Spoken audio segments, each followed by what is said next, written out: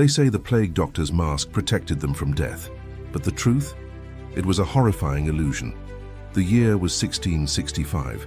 London was dying. Bodies lined the cobblestone streets, rats feasting on the living and dead alike. And then they appeared, figures cloaked in black, faces hidden behind long beaked masks. The people called them the Doctors of Death. Their masks looked like a bird's skull stuffed with herbs and flowers. They said it filtered out the plague, but the truth was, no one actually believed it worked. Those masks were a theatrical lie, a desperate attempt to look in control when no one was. Inside, the filters were just dried petals and vinegar-soaked rags, useless against fleas, bacteria, or death itself. Doctors wore them not to survive, but to hide their fear. Many who wore the mask still died horribly.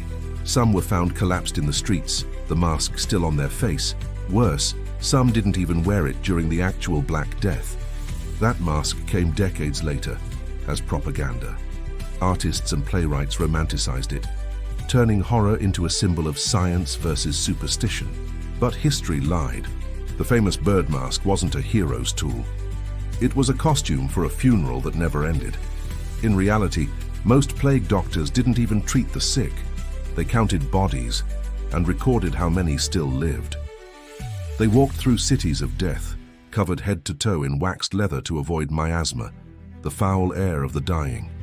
Yet the plague wasn't in the air, it was in the rats, in the fleas, in the very filth beneath their boots. The mask gave people hope, a fragile bird-shaped lie to make death seem distant, and centuries later, we still fear that shape. The hollow beak, the glass eyes, the silence. Because somewhere deep down, we know it never protected anyone. It only hid the truth, that no mask, no herb, no prayer could stop the plague. The mask wasn't a symbol of safety. It was a mask for death itself. And now when you see that bird's beak, remember, it wasn't meant to heal. It was meant to terrify.